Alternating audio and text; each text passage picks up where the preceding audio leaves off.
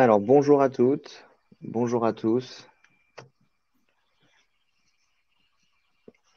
Bienvenue pour ce nouveau webinaire SideQuest qui a été reprogrammé à la suite d'un incident technique la dernière fois. Donc, on s'excuse encore pour ça. Vous étiez nombreux à vous connecter. Vous êtes tout aussi nombreux aujourd'hui. Donc, on vous remercie pour votre présence. Euh, le sujet qui va nous occuper aujourd'hui, c'est le sujet du droit des étrangers.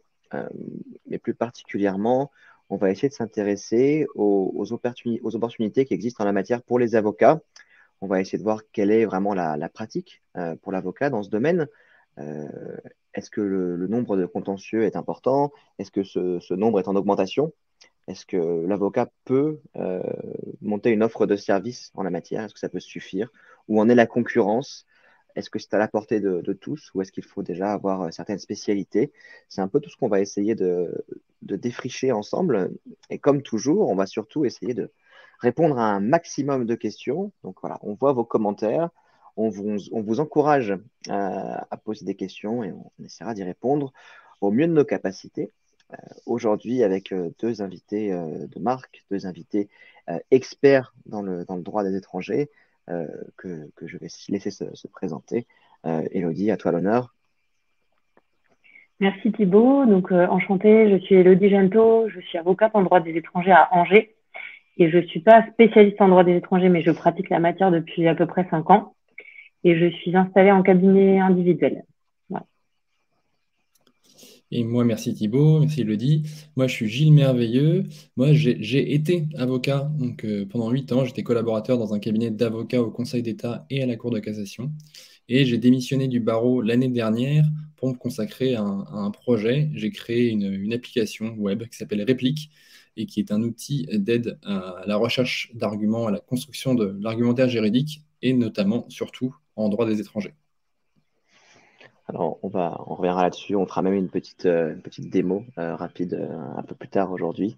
Oui, premier point, excuse-moi, Elodie, il faut distinguer spécialiste et expert. C'est également un des points qu'on va discuter aujourd'hui sur la spécialité en droit des étrangers. Euh, on va commencer par essayer de défricher le sujet et parler de volume. Le droit des étrangers, on a bien conscience que c'est une matière qui est présente. L'actualité fait que c'est aussi en augmentation, on a l'impression. Euh, mais est-ce qu'on a des éléments concrets pour mieux comprendre le volume de contentieux que ça représente? Peut-être Elodie dans un premier temps. Oui, merci Thibault. Alors effectivement, au niveau de l'immigration, on a une forte augmentation puisque en France, la population immigrée est passée de 4 à 10%. Et effectivement, ça représente beaucoup de personnes et beaucoup d'étapes en fait dans le parcours de la personne étrangère en France, que ce soit de l'entrée en France jusqu'à l'obtention de la nationalité. Également, ça représente aussi, au-delà des étrangers, un autre type de clientèle. Par exemple, les entreprises qui embauchent ces personnes-là, puisqu'il y a des dispositions spécifiques à ce sujet. Et Gilles, tu peux le compléter sur le Et sur le volume. contentieux, je suis en train de lire un super bouquin de François Héran, qui est prof au Collège de France sur l'immigration, qui vient de sortir. Et ça vaut vraiment le coup de le lire, notamment pour avoir une idée claire de l'immigration actuelle et sortir un peu des lieux communs sur le sujet. Donc, je le conseille. Sinon, ouais, sur le contentieux en lui-même, donc effectivement, comme tu l'as dit, Elodie, la population immigrée a augmenté et le contentieux a augmenté de façon massive aussi, puisqu'il a doublé en 10 ans, alors que l'ensemble du contentieux administratif a seulement augmenté d'un tiers. Donc, ce n'est pas la peine de vraiment retenir tous les chiffres, mais c'est important d'avoir en tête des ordres de grandeur. En gros, en 2022, le droit des étrangers, c'est la moitié des contentieux devant les juridictions administratives de droit commun. Donc, c'est 100 000 recours devant les tribunaux administratifs, c'est 20 000 recours devant les cours d'appel. Et à ça, il faut ajouter 67 000 recours devant la CNDA, donc la Cour nationale du droit d'asile. Donc, c'est vraiment massif.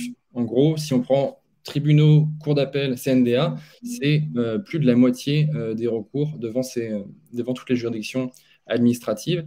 Et ça peut être intéressant de le comparer avec le droit du travail, parce qu'en 2022, le droit du travail, c'est également 100 000 demandes devant les conseils de prud'homme. Donc, voilà, pour comparer, 100 000 recours devant les tribunaux administratifs en droit des étrangers, 100 000 demandes devant les conseils de prud'homme en droit du travail. alors que, on va peut-être le voir juste après, mais il n'y a pas du tout le même nombre d'avocats en droit du travail et en droit des étrangers. Et donc, il y a vraiment une opportunité à ce niveau-là parce qu'il y a énormément d'activités.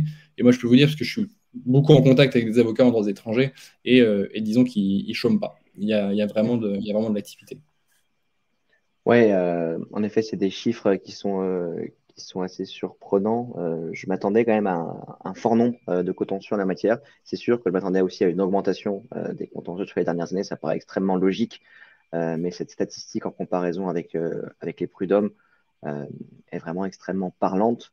Et en effet, si on connaît tous de nombreux avocats qui exercent en droit du travail ou qui sont même spécialisés en droit du travail, ça semble un petit peu plus rare en droit des étrangers. On a essayé de dresser un petit peu une statistique de l'état de la pratique en France. Élodie, tu peux nous en parler un petit peu? Oui, donc on a calculé le nombre de spécialistes donc, en droit des étrangers en France, donc il y en a seulement 19.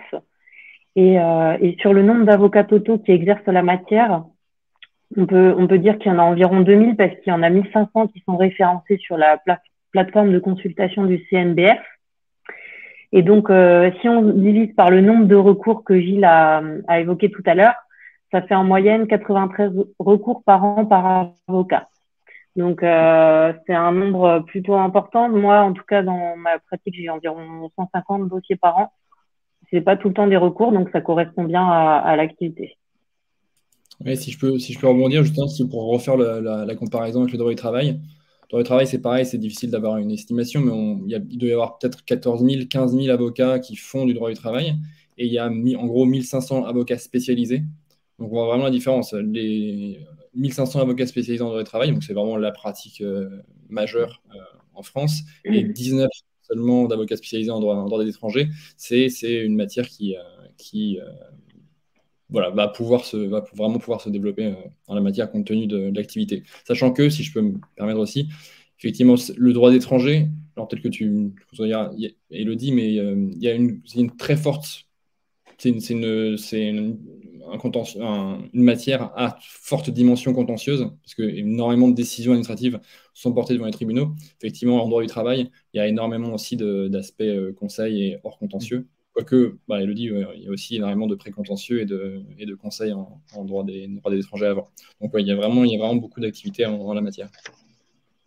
Justement, on va parler un peu de l'activité et on va parler un petit peu de ce qu'on peut espérer au niveau financier. Mais vu qu'on est rentré là-dedans, et peut-être pour éclaircir un petit peu le sujet, on va peut-être voir ensemble quels sont les types de pratiques, finalement, quand on est avocat en droit des étrangers. Qu'est-ce qu'on peut faire en termes de conseils, en termes de contentieux? Quels sont les sujets récurrents, Élodie? Et juste pour préciser, pour les juristes qui nous suivent éventuellement, les non-avocats, quand on parle de spécialité, quand on dit qu'il n'y a qu'une quinzaine de spécialistes en France, on parle bien des spécialités qui sont reconnues par l'ordre du CNB. Donc, ce sont des spécialités qui ont été déposées, ce qui permet à l'avocat de pouvoir l'indiquer, notamment sur sa plaque spécialiste en droit des étrangers. Donc, Élodie, quel est le type de pratique en droit des étrangers? Qu'est-ce que tu fais au quotidien? Qu'est-ce que peut-être tu ne fais pas, toi, dans ta pratique, mais qui se fait beaucoup en la matière? J'aimerais bien un peu mieux comprendre tout ça.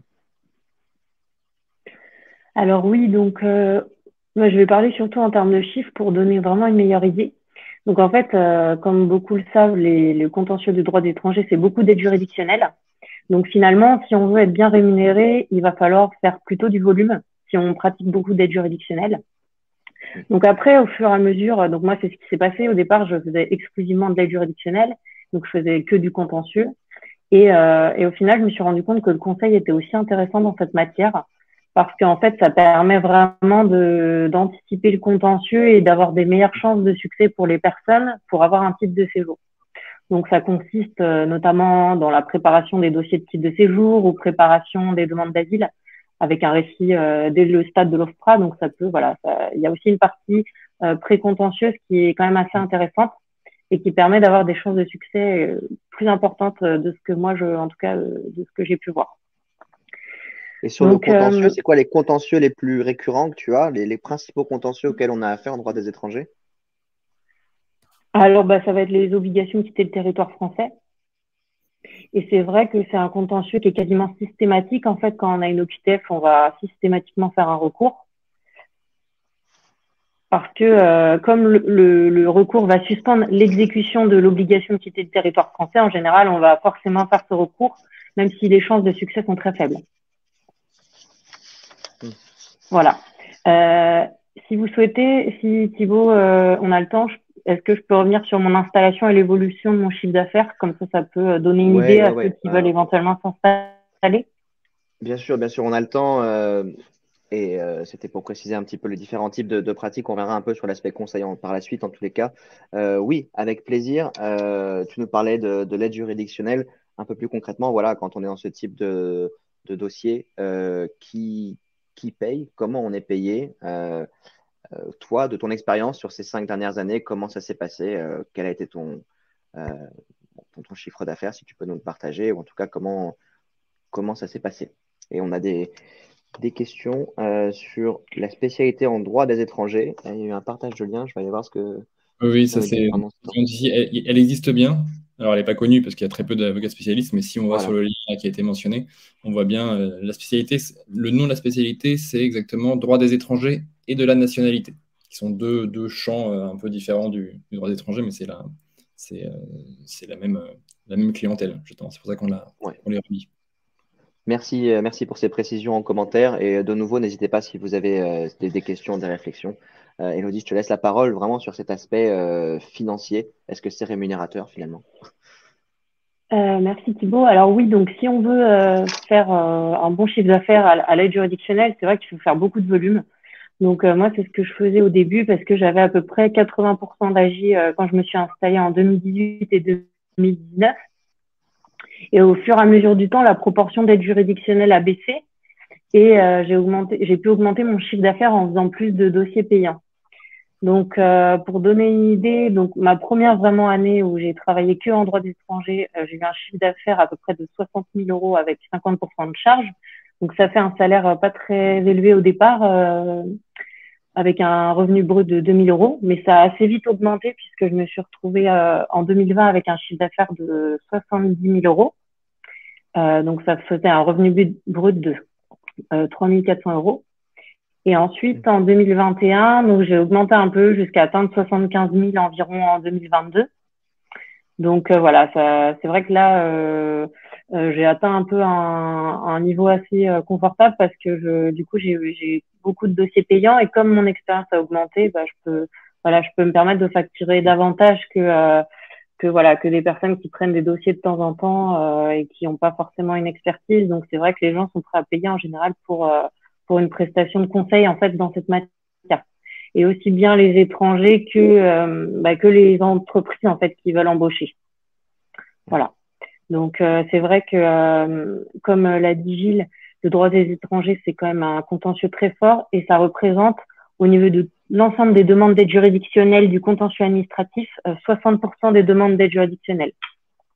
Donc oui, on peut bien gagner sa vie avec du droit des étrangers. Après, c'est vrai qu'il faut faire évoluer son activité pour pas rester que à l'AJ et dans le volume. Après, ça peut être aussi une manière de travailler. Donc voilà, tout dépend de ce qu'on veut, comment on veut pratiquer le droit des étrangers.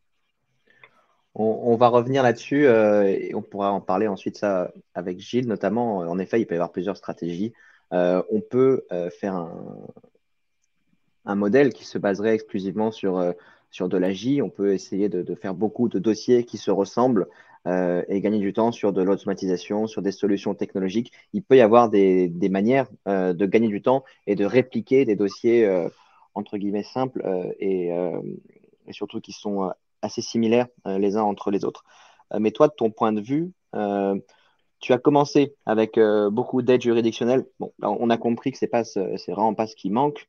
Est-ce que c'était une manière de te faire de l'expérience pour te sentir plus légitime pour ensuite faire des choses plus complexes? Ou est-ce que assez naturellement ton expérience augmente, donc on est dû te voir sur des dossiers plus complexes? Ou est-ce qu'au début tu as refusé des dossiers qui qui aurait été du conseil ou qui n'aurait pas été de l'AGI parce que tu pensais que tu devais vraiment progresser un petit peu sur la compétence au début? Alors, effectivement, au départ, j'ai fait que du contentieux parce que c'était vraiment la demande principale. C'est vraiment un flux énorme de contentieux qu'il y a et il y a énormément de demandes. Donc, j'ai pris ce qu'il y avait au départ. Et en fait, la pratique du contentieux m'a vraiment appris un peu les règles de fond et les pièges dans lesquels ne pas tomber dans le contentieux. Donc, en fait, le fait de bien maîtriser le contentieux, après, ça permet de faire des bons conseils avant le contentieux. Donc, de conseiller les gens, par exemple, sur leur demande de titre de séjour. Et qu'est-ce qu'on met dedans, qu'est-ce qu'on met pas dedans, quelles sont les preuves qui marchent au tribunal ou quelles sont les preuves qui ne marchent pas. Et en fait, on peut savoir tout de suite si la personne dépose un dossier, si ça va être accepté ou pas, si on va au tribunal après. Donc, ça permet vraiment d'anticiper et que la personne sache dès le départ dans quoi elle s'engage et d'augmenter ses chances si elle suit nos conseils pour améliorer son dossier. Voilà. Donc, effectivement, commencer par le contentieux. Oui. Alors, commencer par le contentieux, c'est une très bonne chose, à mon avis. Ça permet vraiment d'apprendre vraiment les bases et de voir un peu quels sont un peu les réflexes du tribunal et pour après être un bon conseiller sur les différents types de séjours, notamment. Et est-ce qu'à ton échelle, sur seulement ces 5 premières années, tu as l'impression qu'il y a plus de demandes de conseils?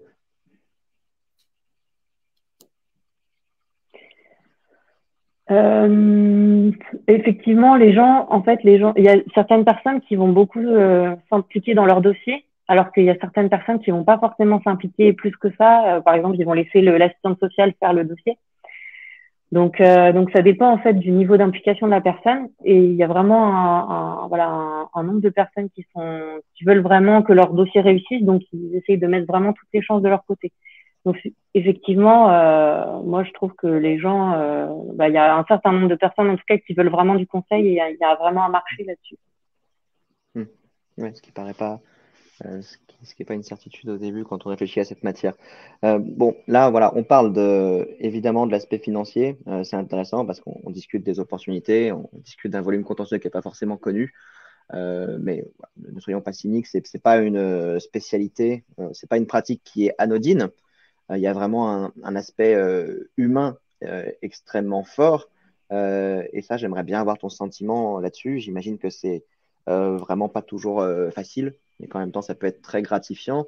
Est-ce que tu peux nous partager un petit peu dans cette spécialité qu'est-ce qui est dur au quotidien, qu'est-ce qui est beau, qu'est-ce qui te donne envie de continuer là-dedans? Pourquoi c'est la spécialité que tu as choisie et l'expertise qui te passionne? Eh bien, je pense qu'après, c'est le cas un peu pour toutes les matières du droit et tous les avocats. Donc, c'est vrai que c'est un métier difficile parce que c'est un métier vraiment de responsabilité. Il faut être très rigoureux par rapport au délai, par rapport à la précision de nos argumentaires. Donc, c'est un travail quand même plutôt difficile et il faut être pointilleux. Après, voilà, c'est un travail de recherche très intéressant parce que si on trouve le bon argument, on est très content d'avoir trouvé le petit argument qui correspond à notre situation.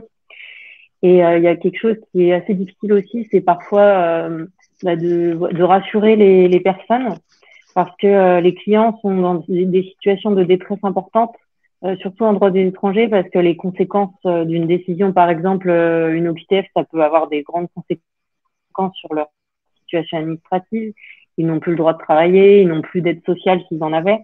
Donc il y a une grande détresse des personnes et il faut avoir beaucoup de patience et être très compréhensif envers ces personnes pour les rassurer comme il faut. Et ce qui est vraiment agréable dans le travail, c'est que quand on arrive quand on réussit un dossier, c'est vrai que ça permet de changer la vie d'une personne, de lui permettre de rester en France. Et ça crée un lien particulier parce qu'on a un peu aussi comme un coach aussi pour remotiver la personne quand elle a plus d'espoir parfois, parce qu'il y a des gens qui viennent nous voir et ils ont tout essayé, ils se retrouvent sans aucune solution. Donc c'est vrai que c'est beau aussi quand ça fonctionne. Et puis bien sûr quand le fait de gagner aussi des dossiers au tribunal, c'est sûr que ça fait toujours un moment de plaisir quand on voit la décision et qu'on voit qu'on a gagné. Ouais, c'est toujours un moment sympa. Pour commencer la semaine, c'est très agréable. Ouais, et en plus, j'imagine que c'est quand même finalement rarement des situations qui touchent qu'une personne. Quand on voit la complexité de la chose, il y a toujours des familles derrière, des employés, des collègues. Tu dois quand même toucher à des dossiers qui ont des impacts sur pas seulement la personne que tu vas défendre, mais énormément de gens autour d'elle. Oui, voilà, exactement. Parfois, ça va être, ils auront des enfants, donc ça va impacter aussi la stabilité familiale avec les enfants. Voilà. C'est vrai que ça touche tout l'entourage aussi. Ouais. Euh, bon, on va toujours tâcher de rester concret et avant de réfléchir à bon, comment on peut se lancer, comment on peut pratiquer au quotidien. Est-ce que Élodie et Gilles, est-ce que vous pourriez nous partager des exemples concrets d'accompagnement de l'avocat dans une situation en droit des étrangers? Eh bien, oui, bah moi, les situations classiques, par exemple, ça va être un étranger qui entre en France, par exemple, sans visa, et au bout de quelques années, il veut régulariser sa situation. Donc, on va un peu étudier quelle demande de titre de séjour il peut faire. Quels sont les risques s'il dépose un dossier? Est-ce que c'est mieux de retourner au pays demander un visa? Donc, on va un peu envisager toutes les solutions. Et si jamais il y a un refus, par exemple de visa ou de titre de séjour, dans ce cas, il y a un recours qui est possible. Donc, il y a la partie précontentieuse et contentieuse. Voilà. Hmm. Oui, sur le contentieux, il y a plein de cas particuliers. Effectivement, comme disait Elodie, on commence souvent par faire des OQTF, mais disons des suites un peu classiques. C'est par exemple, vous déposez une demande d'asile, elle est rejetée par l'OFPRA, donc vous faites un recours devant la CNDA, et s'il y a un rejet, vous faites alors un recours devant le TA, et il y a d'autres cas, vous faites un recours contre l'OQTF devant le TA, et il y a également un placement en rétention Alors de... attends, parce qu'il y a beaucoup d'acronymes. Imaginons qu'il n'y a pas tout le monde qui est encore expert pour l'instant tout de Ouais, suite. Je pardon, continue excusez-moi. d'expliquer sur le chat. On a le TA qui est le tribunal administratif, bien sûr. On a Oui, l'OQTF, ça j'ai déjà expliqué un tout petit peu plus haut. La CNDA, on va préciser aussi. Qu'est-ce qu'elle fait d'ailleurs, cette cour nationale? ouais, non, excuse-moi, bien sûr. Donc, des recours, il y en a plusieurs juridictions. C'est ça qui est aussi intéressant parce que c'est un droit assez varié. Donc, la juridiction principale, c'est le tribunal administratif, donc le TA, devant lequel on va faire un recours contre le QTF. Mais pour tout ce qui concerne l'asile, en tout cas pour les rejets d'asile, on va devant la Cour nationale des droits de l'homme. Et par exemple, dans certains cas, l'étranger peut être placé en rétention administrative, qui est donc une sorte de prison, entre guillemets, pour certains étrangers dans des cas particuliers. Et dans ces cas-là, on fait des recours, on fait des demandes devant le juge des libertés et de la détention. Donc, vraiment, on passe du côté civil-pénal. Donc, ça fait quelque chose qui est des pratiques qui sont très variées au cours d'un même, pour un même dossier. Donc, c'est quand même une matière très, très intéressante d'un point de vue intellectuel. Et si je peux me permettre, je vais juste revenir sur l'aspect, sur ce que disait Elodie.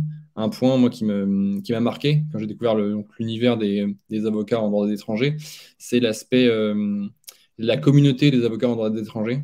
C'est quand même une matière effectivement assez spéciale. Il y en a beaucoup qui sont vraiment des avocats militants, qui sont très, très impliqués dans le soutien aux étrangers. Et c'est une dimension un peu particulière qui est commune avec d'autres matières du droit administratif, mais il y a quasiment que des avocats qui soutiennent les étrangers. C'est-à-dire que l'adversaire, qui est l'administration, le plus souvent n'est pas représenté par des avocats. Donc tous les avocats sont du même côté, s'entraident entre eux. Il y a des groupes d'avocats, on pourra en reparler, mais il y a un groupe Facebook des avocats en droit des étrangers. Vous pouvez vous poser des questions, surtout si vous démarrez dans la matière. Il y a beaucoup d'entraide et de bienveillance entre avocats. Donc c'est un milieu très chouette pour démarrer ce type d'activité, que je trouve. Euh, du coup, Élodie, toi, au quotidien, est-ce que tu plaides aussi devant la Cour nationale du droit d'asile? Est-ce que tu interviens devant la CNDH? Est-ce que tu visites des CRA, des centres de rétention administrative comme celui qui est à Vincennes? Comment ça se passe pour toi? Alors oui, donc oui, je fais des recours à la CNDA. Donc c'est vrai que c'est beaucoup les avocats de Paris qui font ces recours-là, comme la Cour pour l'instant est uniquement à Paris. Mais bon, il y a un projet pour la territorialiser. Moi, je fais beaucoup de recours à la CNDA. C'est vrai que c'est un contentieux très intéressant parce qu'il y a beaucoup de questions géopolitiques, donc ça permet vraiment voilà, d'avoir une ouverture un peu, et c'est pas uniquement juridique. Et concernant le contentieux des rétentions administratives, alors effectivement, il y a certains centres de rétention.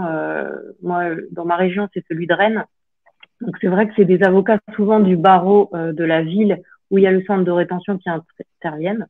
Donc, moi, j'ai pas eu trop l'occasion d'intervenir dans le centre de rétention, mais parfois, les étrangers sont placés en rétention dans leur ville au moment où ils sont arrêtés. Donc, ça arrive parfois qu'il y ait des rétentions administratives dans des villes où il n'y a pas le centre de rétention. Donc, ça peut m'arriver aussi d'intervenir à ce niveau-là.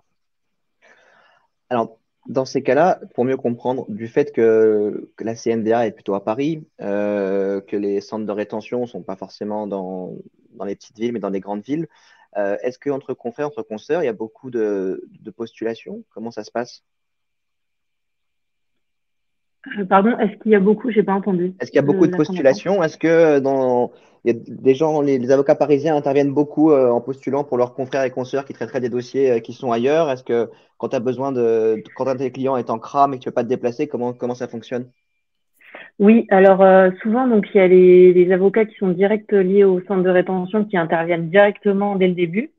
Et sinon, par exemple, si moi je peux pas aller à une audience un jour, j'ai un dossier et j'ai l'audience à la CNDA, je peux pas y aller parce que parce que j'ai une autre audience en même temps. Je peux effectivement demander à un avocat de plaider à ma place. Donc ça c'est pratique parce que ça permet d'éviter de se déplacer, d'avoir une journée de déplacement juste pour une audience. Et en fait, le seul inconvénient, c'est qu'à l'aide juridictionnelle, donc en général, il y a un partage d'aide juridictionnelle avec l'avocat ou alors il y a une partie que l'avocat qui a le dossier paye à l'avocat postulant. Mais bon, voilà. Après, chaque avocat fait comme il veut. Moi, c'est vrai que j'y recours régulièrement parce que je peux pas faire toutes les audiences. Parfois, il y en a 4 par semaine, donc ça prend beaucoup trop de temps. Donc voilà, ça m'arrive régulièrement aussi. Et c'est bien pratique d'avoir des confrères de confiance qui peuvent faire ça dans les villes où ils sont. Ouais. On en reparlera un petit peu après, mais il y a vraiment un gros aspect de réseau dans cette pratique.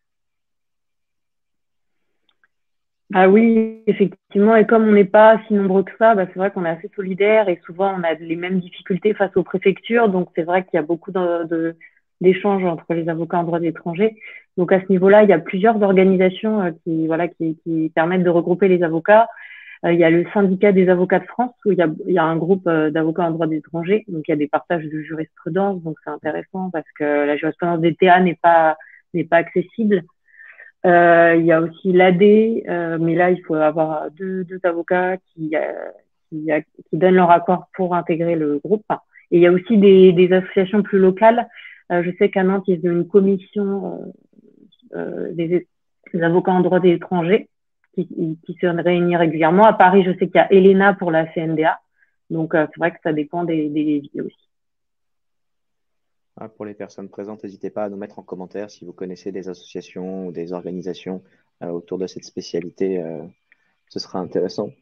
Donc oui, un milieu petit, soudé, et en plus, vous plaidez jamais les uns contre les autres finalement. Oui, voilà. Et puis, il y a tellement de demandes que finalement, il y a du travail pour tout le monde, hein, ça, c'est sûr. Ouais. Bon. Alors, n'hésitez pas si vous avez des questions sur tous ces aspects financiers, concurrence. On va. Un petit point, j'ai vu que sur les acronymes, tu avais mis CNDH. C'est peut-être moi qui ai ripé, mais la CNDH n'existe pas. C'est vraiment. D'accord. Donc, il y a une cour européenne des droits de l'homme, mais il n'y a pas de cour nationale des droits de l'homme. Très bien. Je supprime. Et la CNDA a bien été mentionnée. Ouais. Merci. Voilà. Sylvain nous parle de ADE à Toulouse, dans les associations. Voilà. Si vous en avez d'autres, surtout, n'hésitez pas. On va rester pratique. On va essayer de parler maintenant d'applications. Évidemment, il y aura différents types de profils pour les personnes qui veulent se lancer. Et voilà, soyons concrets. Je suis avocate. Je suis avocat. Je m'intéresse au sujet. Et demain, j'aimerais me lancer en droit des étrangers. Quelles vont être vraiment les premières étapes? Élodie, peut-être, comment on fait quand on veut se lancer là-dedans? Oui, alors la première étape, ça va être surtout de se former parce que c'est vrai que c'est un contentieux quand même assez technique. Donc si on fait déjà du contentieux en droit public, c'est vraiment l'idéal parce que en fait c'est du droit public appliqué à une matière. Donc, c'est vraiment l'idéal. Après, il faut pas non plus se lancer les yeux fermés parce que, en fait, au niveau du contentieux administratif, il y a quand même des spécificités particulières et même des qualifications juridiques. Par exemple, le recours gracieux ou l'abrogation, le retrait. Enfin, voilà, c'est des, voilà, ça peut être des demandes en plus qui peuvent être faites à la préfecture, par exemple. Donc, c'est vrai qu'il faut pas se rater là-dessus parce qu'on peut louper des possibilités de régularisation. Donc voilà, donc c'est vrai qu'il faut quand même avoir un minimum de base en droit public et après c'est vrai que grâce au contentieux qui est très abondant, on peut facilement voilà, comprendre comment ça fonctionne le droit des étrangers. Voilà. Donc c'est vrai que c'est important de quand même se former. Il n'y a pas forcément. Alors moi je parle anglais, donc ça va. Parfois il arrive que certains clients ne parlent que anglais, donc c'est vrai que c'est important aussi ça peut être bien de parler anglais aussi. Après ça dépend des villes. J'imagine qu'il y a des villes où il y a peut-être plus d'étrangers anglophones qu'ailleurs. Mais bon, moi ça a pu me servir dans quelques dossiers. Et voilà, si on se lance dans un premier contentieux, c'est possible sans être expert. Mais bon, après c'est vrai que ça a des impacts importants sur la vie de la personne. Donc voilà, après chacun sa responsabilité aussi par rapport à ça. Mais bon, en tout cas, comme on l'a dit, le tissu est assez dense pour l'entraide, donc il ne faut pas hésiter à demander aux confrères ceux qui connaissent plus. Bon, en Ouais, c'est ce que j'allais dire. effet, Ouais, vas-y, Thibaut. Non, vas-y, je vas-y. voulais juste rajouter parce que parmi les avocats qui peuvent être intéressés, il y a peut-être des avocats qui font du droit du travail avec des problématiques étrangères, il y a peut-être des avocats qui font du droit pénal avec des problématiques étrangères et qui n'ont pas forcément fait pendant leurs études du contentieux administratif et qui sont peut-être même un peu, voilà, ça leur fait peut-être un petit peu peur. Alors, c'est oui, assez technique et il ne faut pas louper un certain nombre de choses. Mais c'est quelque chose pour lequel on peut se former assez vite et pour lequel effectivement l'entraide avec les avocats, notamment pour les premiers contentieux, à part les délais, mais qui sont en principe mentionnés sur la lettre de notification, à part un certain nombre de points de procédure type intercopie, on n'y reviendra pas dessus, mais qui sont très précis, qu'il faut savoir. Voilà, c'est des choses qu'on peut apprendre sur le tas. Après, voilà, Ouais. c'est pour le conseil, il y a des choses qu'il faut savoir, mais il ne faut vraiment pas hésiter à se lancer là-dedans, à lire des livres, il y a des manuels très bien faits, et à demander conseil à des avocats plus spécialisés pour avancer. Voilà, on a un commentaire intéressant qui nous dit que dans les barreaux où il y a des CRA, normalement, il y a des permanences en droit des étrangers qui organisent des formations pour pouvoir intervenir justement devant le JLD, qui est le juge des libertés et de la détention, et le tribunal administratif. Sinon, en effet, il y a déjà beaucoup de formations généralistes. Il y a des bouquins qui sont extrêmement bien faits.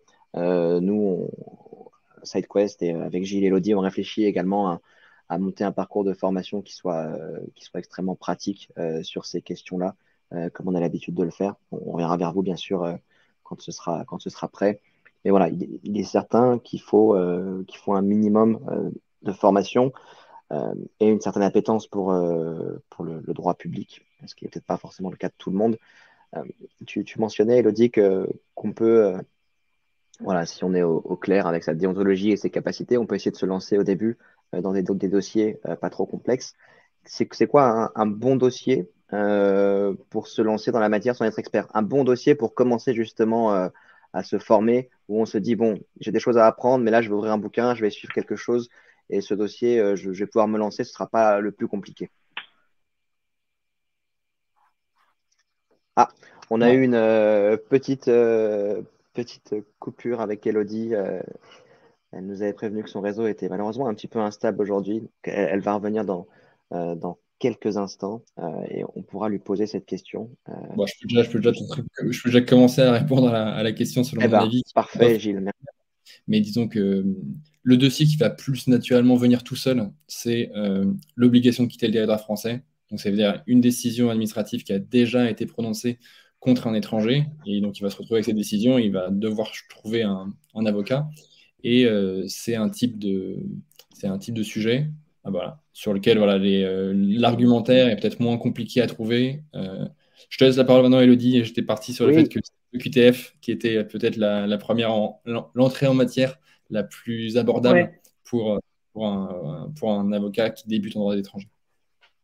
Oui, bah oui, c'est ce que j'aurais dit aussi. C'est vrai que les OQTF, Bah, en plus, c'est le contentieux le plus, sur Légifrance, on en trouve facilement, donc c'est facile de retrouver des arguments.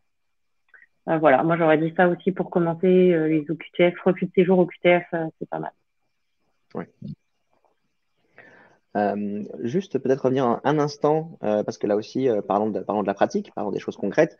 Tu disais que parler anglais, c'est bien, que toi, ça t'a déjà aidé à plusieurs reprises dans certains dossiers. Mais sinon, comment ça se passe? Est-ce que vous utilisez toujours des traducteurs assermentés? Est-ce que les personnes, finalement, se débrouillent pour venir accompagner? Comment tu fais si tu as un dossier demain qu'une personne qui parle peu ou pas français, pas suffisamment pour monter un dossier? Alors, en général, ce qui se passe, c'est que la personne vient souvent accompagnée d'elle-même avec une personne qui fait la traduction au rendez-vous, donc ça, c'est pratique. Et sinon, on peut faire aussi, si vraiment il n'y a pas d'autre moyen, c'est par Google Traduction, en fait. Voilà. Sur le téléphone en direct. Après, ça fait des rendez-vous très longs, mais bon, on va direct droit au but et ça permet de communiquer facilement dans toutes les langues. Voilà. Après, dans les tribunaux, pour certains contentieux, il y a des possibilités d'avoir des traducteurs. Donc, à la CNDA, c'est quasiment automatique. Faut faire la demande, par contre. Et puis, parfois, au tribunal administratif aussi, il y a certains contentieux où il y a des traducteurs. Quel type de contentieux où il y a des traducteurs plus souvent? Souvent, ça va être les OQTF. Les OQTF 48 heures, quand il y a un délai de recours de 48 heures, souvent le greffe va proposer s'il y a besoin d'un traducteur.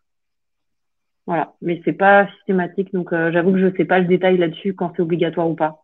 Ouais. Bon, alors pour se lancer, première étape, donc on l'a dit, la formation, si possible, une bonne base de droit public, éventuellement de l'anglais, et commencer à pratiquer en se formalisant avec la théorie. Ensuite, on veut s'installer. Avocat ou collaborateur qui souhaite s'installer, il faut préparer son installation, comme toujours. Donc là, c'est des sujets qu'on aborde assez souvent avec SideQuest. On peut pas, on peut pas se lancer entre guillemets au hasard. Comme on ne se lancerait pas au hasard sans maîtriser la matière, il est essentiel dans un premier temps de comprendre sa cible, d'évaluer un petit peu plus la concurrence locale. Il faut monter votre offre de service. Il faut que vous réfléchissiez également à vos moyens de prospection, à vos canaux de communication. Dans l'idéal, il faut que vous ayez un business plan, réfléchir à vos coûts, à votre valeur, définir une politique de prix. Donc, comme pour toute matière, en fait, si vous vous lancez, il y a des opportunités, elles existent, mais il ne faudra pas faire ça non plus totalement sans préparation, comme vous ne le feriez pas sur la théorie. Et ce qui est un petit peu différent, c'est pour les personnes qui ont déjà une pratique, là aussi, en fait, elles vont devoir réfléchir à la manière dont elles vont organiser leurs activités. Est-ce que vous allez véritablement monter une offre de service, auquel cas vous aurez peut-être finalement plusieurs segments de clientèle, plusieurs cibles.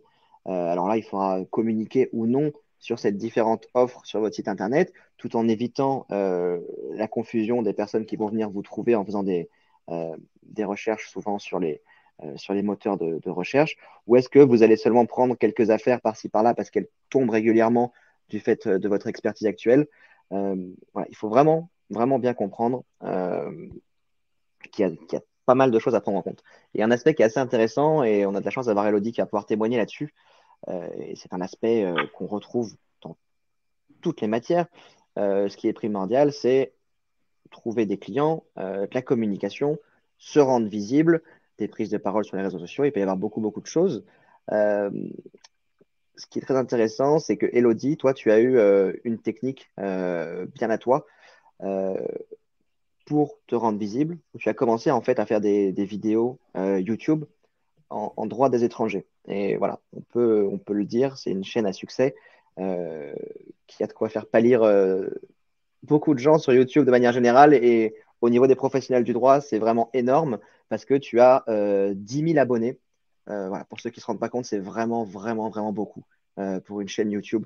et encore plus au niveau des avocats. Donc, j'aimerais bien que tu nous en parles un petit peu, comment c'est venu, qu'est-ce que ça t'apporte actuellement concrètement, est-ce que ça te fait gagner du temps sur tes premiers rendez-vous, est-ce que tu as une stratégie derrière, comment ça se passe?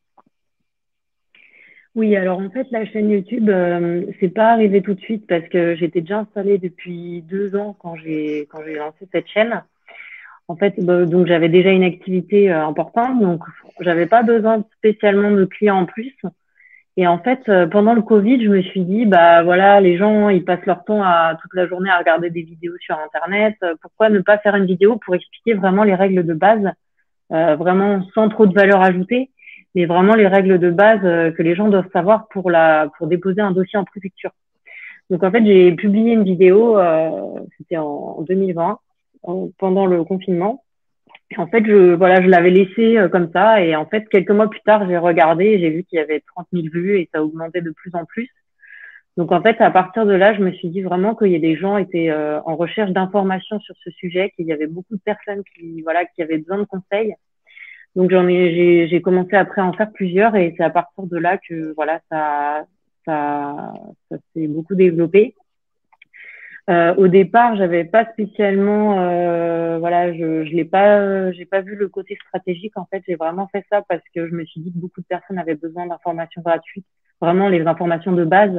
Parce qu'en fait, souvent, ce que je remarquais, c'est que quand les gens venaient à mon cabinet, je donnais toujours les mêmes informations vraiment de base, mais où il n'y avait pas besoin d'une expertise juridique, en fait.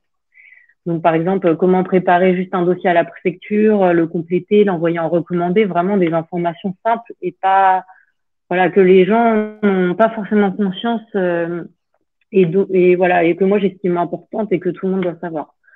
Donc à partir de là, en fait, ça a commencé à influencer mon activité parce que du coup, des personnes, bah voilà, des entreprises m'ont contacté pour des dossiers.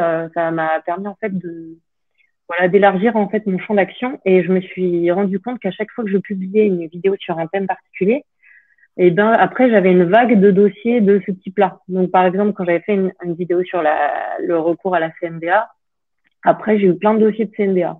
Quand j'ai fait une vidéo sur les conjoints de français, après j'avais plein de dossiers de conjoints de français. Et finalement aujourd'hui ça permet aux gens de voilà quand ils hésitent entre plusieurs avocats dans la même ville, bah, en fait, ils viennent me voir parce que comme ils ont vu mes vidéos, bah, je pense que ça leur donne confiance et du coup, souvent, ils viennent à mon cabinet et disent oui, maître, je vous ai vu en vidéo. Donc, en fait, voilà, ça m'apporte une visibilité vraiment énorme et voilà, et ça me permet d'avoir des dossiers maintenant un peu dans toute la France. Donc, voilà, c'est super agréable parce que voilà, là, la dernière fois, j'avais un dossier au tribunal administratif de Bastia pour une entreprise dans le Var. Donc, voilà, c'est des dossiers que j'aurais jamais pu avoir autrement. Et voilà, et ça me permet aussi d'augmenter le nombre de clients payants parce que certaines personnes sont vraiment prêtes à payer pour du conseil. Et par exemple, pour faire des demandes d'autorisation de travail en ligne, c'est pas une procédure si complexe que ça, mais si on met pas bien, si on précise pas la situation administrative de la personne, il peut facilement y avoir un refus. Donc il y a beaucoup de gens qui ont peur et qui préfèrent être accompagnés pour ça, alors que c'est pas forcément du conseil qui est compliqué, mais ça rassure beaucoup les gens. Donc, ça m'a permis vraiment de bien développer ça et voilà, finalement d'être beaucoup plus efficace dans mon travail. Ouais, ça c'est vraiment extrêmement intéressant. Il faut vraiment pas négliger ce type d'aspect. Donc, outre évidemment la visibilité, le référencement qui va progresser, le fait qu'on te retrouve plus facilement, les clients, ils t'auront déjà en fait entendu parler, ils auront pu voir les côtés pédagogiques que tu as, ils seront un petit peu familiarisés à toi, à ta voix, à ta posture, ils seront déjà rassurés. Et ça, c'est hyper important. On en avait déjà parlé par le passé avec Karine Granvel, qui fait un podcast qui s'appelle Parlons divorce, qui pareil lui a ramené, elle avait fait ça pour simplifier un petit peu la vie au début, au lieu de répéter toujours les mêmes informations, et qui ensuite lui a ramené tellement de personnes parce qu'il s'était habitué à elle, habitué à sa voix, habitué à ses conseils, habitué à comment elle pratiquait, comment elle expliquait les choses. Et ça, c'est extrêmement important en fait dans vos stratégies de visibilité et de prospection. Se mettre en avant aussi tel que vous êtes, et ça va ramener des clients en général qui vous correspondent bien. On va avancer un petit peu. On a eu un commentaire intéressant encore qui nous dit que vu la masse de jurisprudence négative sur Légifrance, c'est pas forcément évident de trouver des arguments facilement, mais qu'il y a le site dequeldroit.fr qui fait une très bonne sélection de jurisprudence en droit des étrangers. Élodie, tu connais de quel droit tu utilises, tu recommandes? Non, j'utilise pas de quel droit, donc je sais D'accord. pas du tout. Mais moi, j'allais en parler. Parmi les outils gratuits, bon, on en parlera après, mais des éléments qu'on peut utiliser dès le début pour s'aider, effectivement, c'est assez utile. Eh ben, c'est parfait, je te laisse la parole, Gilles. Surtout que la personne suivante nous dit le site Réplique peut aider. Donc voilà, Réplique, j'ai eu toujours des très très bons retours sur ce que tu fais. J'aimerais bien que tu nous expliques un petit peu mieux. C'est un outil qui aide à construire ses argumentaires. C'est un outil qui est beaucoup utilisé. J'aimerais bien que tu nous en parles et peut-être me faire une petite démonstration. Oui, avec plaisir. Bah, juste avant, je voulais faire un petit point sur les différents outils, parce qu'après s'être installé, c'est bien de s'équiper des bons outils. Il y a plein de choses avec lesquelles dont on peut se servir.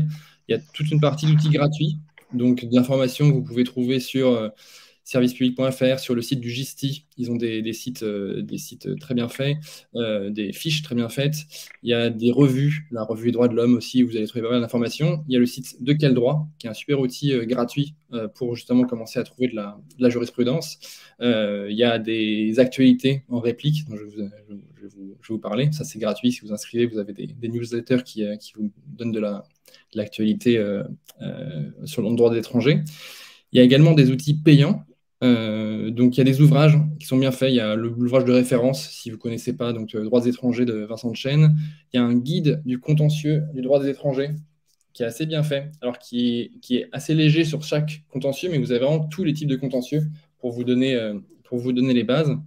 Et évidemment, il y a aussi... D'ailleurs, Gilles, sur ce livre, je fais un petit clin d'œil à Denis Séguin, parce qu'il est sans doute, je l'ai vu la semaine dernière, vu qu'il est dans mon barreau, donc il est peut-être en train d'écouter ses webinaires. Donc bonjour Denis, s'il était là. Ouais, non, c'est vraiment utile pour vraiment je crois qu'il y a vraiment tous les types de contentieux possibles en droit des étrangers. Donc, ça vous donne vraiment la base sur chacun de ces éléments. Et évidemment, il y a aussi Réplique, c'est pour ça que je suis là. Réplique, c'est un outil, je veux bien que tu partages l'écran. Je vais faire une mini démo vraiment rapide. C'est un outil où on a classé la jurisprudence, et notamment la jurisprudence positive, donc favorable aux étrangers, argument par argument, et on a mis en place un système pour vous permettre de trouver les arguments facilement. Donc, je vais montrer rapidement. On peut chercher les arguments. Donc, pour l'instant, il n'y a que le droit des étrangers qui est développé. Puis ensuite, on a classé les arguments en fonction des types de contentieux. Je vais vous montrer le refus titré au QTF, prendre l'étranger. Et là, c'est une partie exploration où à gauche, vous allez dérouler un fil de discussion juridique, et à droite, vous avez de l'information juridique qui correspond aux éléments de gauche qui s'affichent. Donc, disons, voilà, vous débutez sur une OQTF. Alors, c'est pas fait pour les débutants, c'est-à-dire que on n'a rien vulgarisé. Tout est très rigoureux, tout est très technique, mais on prend, en tout cas par la main, ceux qui, au début, ne seraient pas forcément familiers à la matière. Donc, disons que vous avez une OQTF, vous êtes en première instance, qu'il n'y a pas de placement en rétention ou d'assignation en résidence, qu'il y a bien un délai de départ volontaire. Donc, il y a plein de choses à définir au début, que c'est une OQTF après refus de séjour, par exemple. Et la réplique vous propose des arguments. Donc, vous pouvez aller chercher les arguments qui sont classés du plus général au plus particulier. Donc, par exemple, là, vous pouvez voir tous les arguments contre les OQTF. Si vous allez voir les arguments contre les décisions d'interdiction de retour sur le territoire français, par exemple, ce qu'on appelle les IRTF, vous pouvez aller voir, chercher les moyens d'illégalité interne, par exemple. Je pense à ça parce qu'on vient juste de rajouter un arrêt de la Cour administrative d'appel de Nantes ici sur l'erreur d'appréciation. Et donc, c'est ici qu'on a mis l'extrait de l'arrêt qui vient au soutien de l'argument. Vous pouvez aller voir l'arrêt sur Légifrance qui est ici. Et vous allez voir tous les différents arguments, vous allez voir la jurisprudence qui est à droite, et vous pouvez retenir les arguments, les insérer dans des recours. Je vous montre rapidement. Donc là, je vais l'insérer dans un recours, ce qui fait qu'après ce recours-là, je peux aller chercher l'argument, insérer des bouts de jurisprudence dans mes requêtes et mettre les références, etc. Donc là, je suis très rapide, je suis prêt à faire des démos à qui est intéressé. Mais en tout cas, c'est un système qui permet de trouver très facilement des arguments qui peuvent vous être utiles dans vos dossiers. Voilà pour une démo flash. Merci beaucoup, Gilles. Démo flash, mais clair. Juste en 2 minutes, ça a dû être un travail de modélisation complètement incroyable. Tu peux nous en parler vraiment? Ouais, c'était ça un peu le constat, et c'est ce que tout le monde me dit, mais ça a dû vous prendre un temps de dingue. Alors effectivement, c'est un truc qui prend un temps de fou, parce que on lit toutes les décisions positives qui tombent, on fait vraiment de la veille quotidienne, et dès qu'on trouve une décision positive, on l'affecte au bon argument dans une base de données d'arguments, ou s'il n'y a pas d'argument qui correspond, on crée l'argument et on le met dans la base de données. Donc ça prend beaucoup de temps, mais si on compare le temps que nous on passe au temps cumulé que tous les avocats passent dans leur coin pour faire les mêmes recherches sur des moteurs de recherche et pour essayer de trouver des arguments qui conviennent dans leur dossier, c'est finalement pas grand-chose. Et c'est ça qu'on a voulu faire, c'est justement faire une grosse partie du travail que font déjà les avocats de recherche. Parce que quand on est avocat, et moi c'était le cas quand j'étais avocat, c'est que vous avez un dossier, vous faites une recherche juridique pour trouver la jurisprudence qui correspond bien à votre argument, vous lisez plein de décisions, parce que ça vous donne des dizaines de résultats. Quand c'est des décisions qui ne correspondent pas à votre affaire, vous allez quand même passer 30 secondes à la lire, mais vous l'achetez à la poubelle, alors que cette décision, elle pourrait éventuellement vous être utile dans un autre dossier. Donc il y a vraiment cette histoire de on capitalise assez mal sur tout le travail de recherche. Et avec Replic, c'était un peu un des objectifs qu'on s'est fixé, c'est de pouvoir capitaliser à fond sur toutes les recherches qu'on fait et que nous, on fait pour les avocats qui trouvent leurs arguments sur Replic. Voilà. C'est hyper intéressant. Elodie, toi, au quotidien, bon, je ne sais pas si tu utilises Réplique, mais combien de temps ça te prend ta veille? Est-ce que on m'a souvent dit qu'il y avait un gros travail de veille dans cette spécialité. Comment tu t'organises?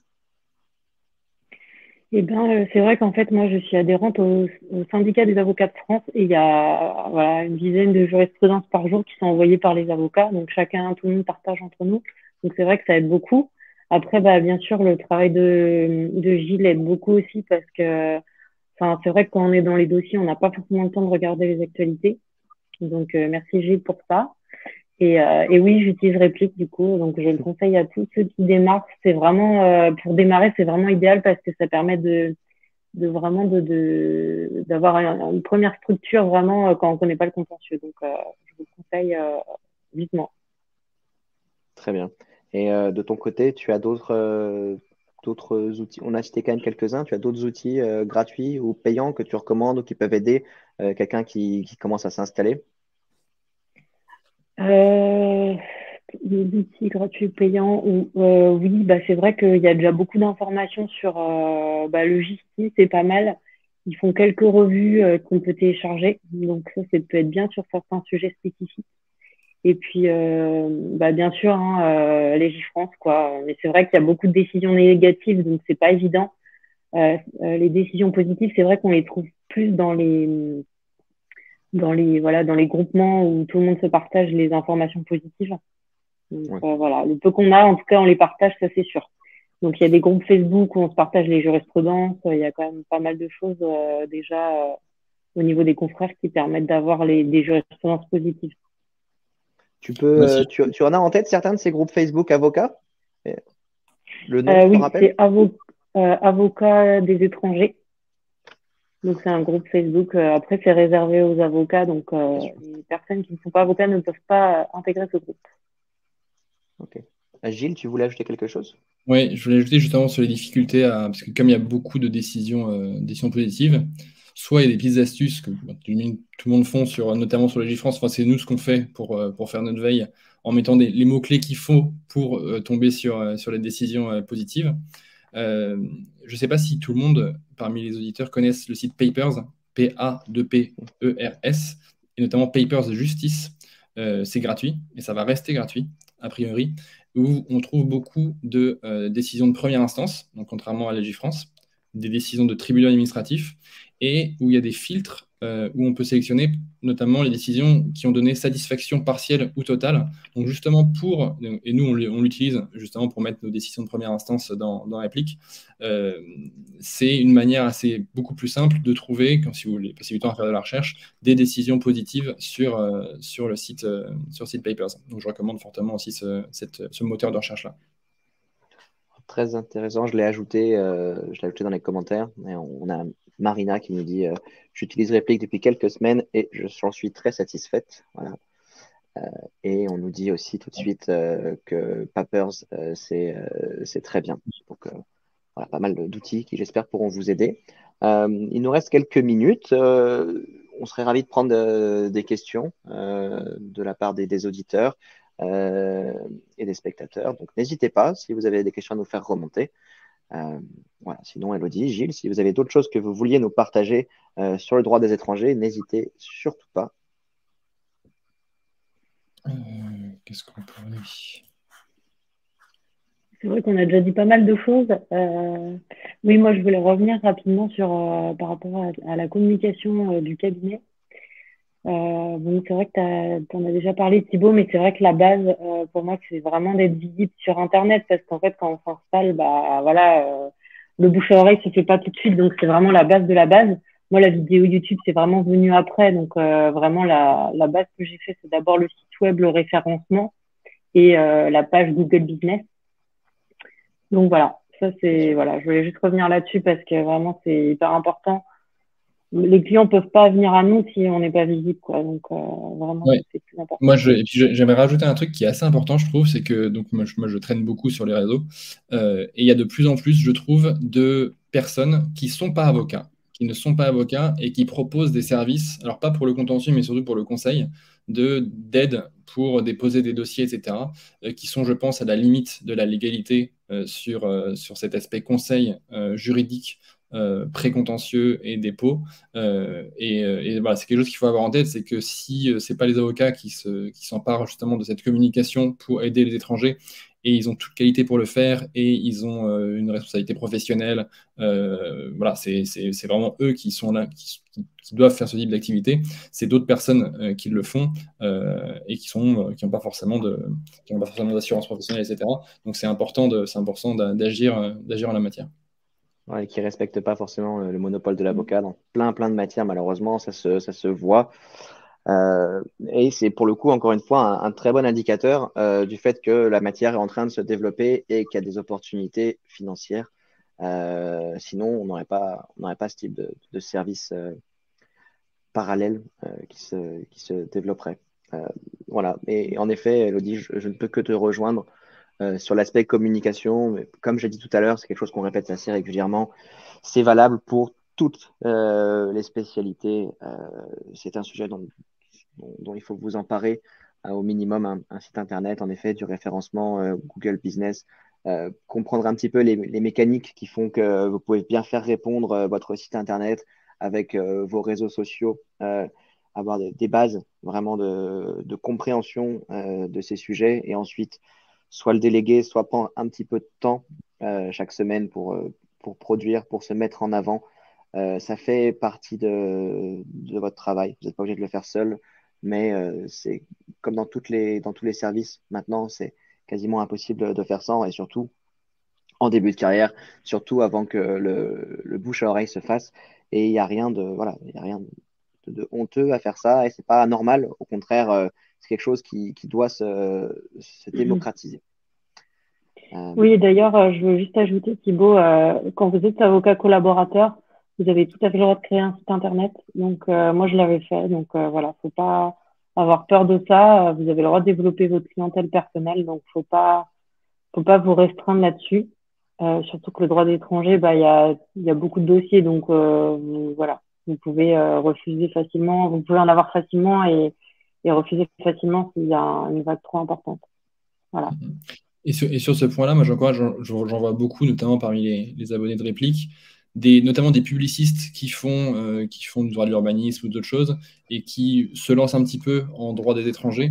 Et ça permet justement d'avoir un peu de cette sécurité financière, parce qu'on a quand même la collaboration qui permet d'assurer des revenus, et de se lancer progressivement, de se former petit à petit dans d'autres matières, notamment dans la matière des droits des étrangers. Donc c'est aussi ça peut être un bon pont vers la pratique du droit des étrangers.